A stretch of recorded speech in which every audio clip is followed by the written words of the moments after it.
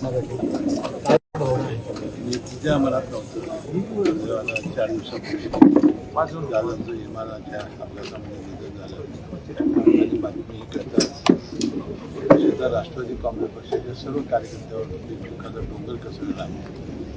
आम्ही सगळे पोलटी झालेलो आहोत आणि आम्ही आयुष्यामध्ये करू शकतो ही जी कुठली निर्माण झाली आहे.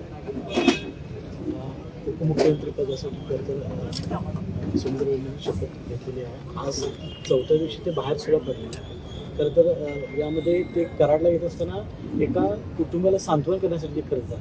त्यांच्यावर एवढा मोठा डोंगर कोसळलेला असताना दुसऱ्याचं सांत्वन करण्यासाठी जातात. कसं वाटतंय? बरोबर मी सुमित्राबाईंचं आम्ही मनपूर्वक आभारी आहे. कारण अशा दुःखाच्या वेळेला आपलं दुःख बाजूला सोडून त्यांनी आम्हाला आधार देण्यासाठी त्या उपमुख्यमंत्री पदावर राजी झाल्या. त्यांनी 3रा दिवस झाल्याबरोबर 4थ्या दिवशी शपथ घेतली आणि ज्यांच्या आदर्श विचारावर दादा चालायचे ते कैलासजी यशवंतराव चव्हाण साहेबांचं जे राज्याचे शिल्पकार होते त्यांना पहिलं दर्शन घेण्यासाठी स्मारकाचं ते आज कराडला येत आहेत आणि ज्या पद्धतीनं त्यांनी आपली कामाची सुरुवात केली आहे ज्या पद्धतीनं राष्ट्रवादी काँग्रेस पक्ष एकसंघ ठेवला त्याचा विस्तार करणं आणि आम्हाला सर्वांना आधार देणं बोलकेपणाची जाणीव न देणं त्यासाठी त्यांनी जे काम चालू केलेलं आहे खरोखरच आम्ही मनपूर्वक सगळे त्यांचे आभारी आहोत. तर एवढं डोंगरा एवढं दुःख बाजूला सोडून कार्यकर्त्यासाठी पुढं होणं हे फार महत्त्वाचं काम त्यांनी केलेलं आहे. तर ह्या सगळ्या परिस्थितीमध्ये एकमेकांवर टीका करणं हे योग्य नाही आहे. तरी पण 2 राष्ट्रवादी एकत्र येणार नाही येणार या संदर्भात एकूणच राज्यामध्ये जे वातावरण चालू आहे काल आपण ऐकलं असेल मुख्यमंत्री महोदयांनी त्याचा खुलासा केला आणि तुम्ही बघितलं असेल की ज्या दिवशी पवारसाहेबांनी मुलाखत दिली त्यामध्ये पवारसाहेबांनी भाजप बरोबर जाण्याचा प्रश्नच येत नाही. म्हणून मुख्यमंत्री महोदय त्याला जोडून असं म्हणाले पण दादा एडणीमध्ये आम्हाला सोडून जाणार होते काय ते सत्तेत बाहेर पडणार होते काय. त्यामुळं भारतीय जनता पक्षावर आपली बोलणी झालेली नाही असं मुख्यमंत्री महोदयांनी काल स्पष्ट केलेलं आहे. याबद्दलची महानगरपालिका नगरपालिका आणि जिल्हा परिषद निवडणुकीच्या वेळेला अजितदादांची आणि त्यांची चर्चा झालेल्या होत्या हे स्पष्ट आहे. तर अनेक ठिकाणी दोन्ही कोणाला घड्यावर लढायचं घड्यावर लढा कोणाला तुतारीवर लढायचं तुतारीवर लढा असा स्पष्ट संदेश त्यांनी दिलेला होता. जयंत पाटील साहेबांनी सुद्धा माझ्याशी चर्चा केली होती की माझ्या दादांची चर्चा झालेली आहे.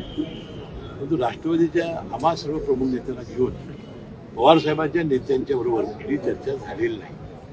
त्यामुळे हे सगळे प्रश्न आता अनुत्तरित राहिलेले आहेत.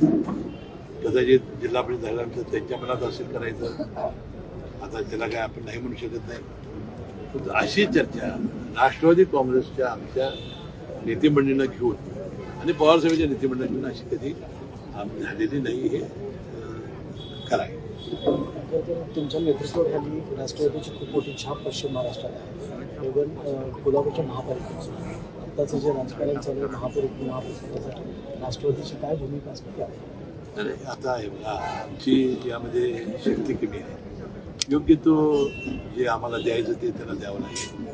कारण दरवेळेला निवडणुका वेगवेगळ्या लढत होतो आणि आम्ही पदं वाटून देत होतो. आता एकसंघपणाने निवडणूक लढवलेली आहे. आमच्याही प्रचाराचा फार मोठा फायदा या व्यक्तीला झालेला आहे. मला वाटते चंद्रकांत दादांची माझी राजेश क्षीरसागर साहेबांची चर्चा झालेली आहे. योग्य ते न्याय आम्हाला देतील अशी खात्री आहे. 4 महापौर होणं कितपत होतं? नाही बघा लोकांच्या लोकप्रतिनिधीच्या अपेक्षा फार मोठ्या असतात.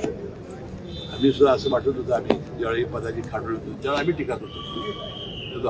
आमच्या लक्षामध्ये आलं की लोकांना एकसंघ ठेवायचं असेल तर पदही वाटून द्यावी लागतात. आता वास्तविक 10 महिन्याचा महापौर होणार काय वर्षाचा होणार काय 5 वर्षाचा होणार याच्यापेक्षा प्रशासन एकसंघ ठेवून काम आम्ही कसं करणार तिन्ही पक्षाची मंडळी एकसंघपणानं चांगलं काम कसं करणार ह्याला फार महत्त्व आहे.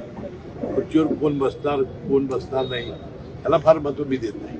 म्हणजे विकासाची दृष्टी ठेवून आजच वर्तमानपत्रामध्ये आमचे नेते अजितदादा पवारांनी जे कोल्हापूरसाठी केलेलं आहे त्याचं फार मोठी यादी आलेली आहे. बरोबरच हे आणि तुम्ही बघितलं असाल की गेले 4 दिवस महाराष्ट्र शून्य झालेला आहे. एखाद्या नेत्यामुळं इतकी जनता म्हणजे लोकप्रिय असू शकतो एखादा नेता हे आता या दिसलं. पूर्णपणे राज्य हे शून्य झालं.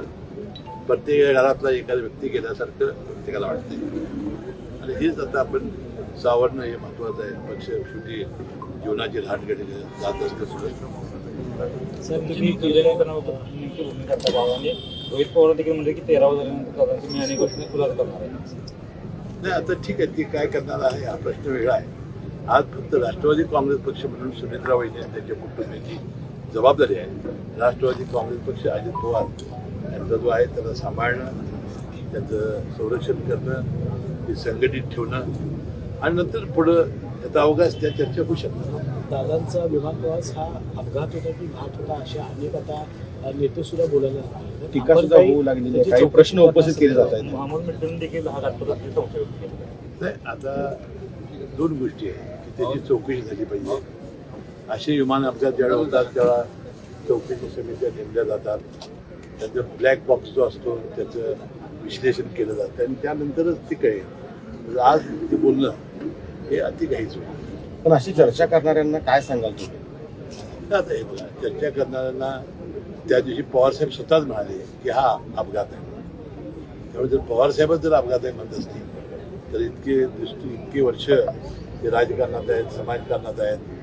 त्यांनी तर विमान प्रवास, हेलिकॉप्टर प्रवास असा अनेक वेळा केलेला आहे आणि ते बारामतीतच होते. त्यामुळं त्यांनीच जाहीर केलं की हा अपघात आहे. साहेब खरं तर या राजकारणामध्ये तुम्ही शरद पवार, अजित पवार यांच्यासोबत अतिशय निकट वर्तन मुंबईत एखादा पत्रकार किंवा माणूस कामासाठी गेला पवार तर ते डायरेक्ट म्हणे की ते हसनसोबत हसन म्हणजे इतकं जवळचं ते एक नातं होतं की या शब्दात ते त्यांचा तो विश्वास होता. आज दादा नाही आहे, त्या दिवशी सुद्धा तुम्हाला खूप दुःख झालं होतं. आज कसं फील करताय एकूणच आता आम्हाला हे समजलं तुम्ही अनेक जोडालं की तेच होईल. एक जण आय लव्ह यू दादा करतात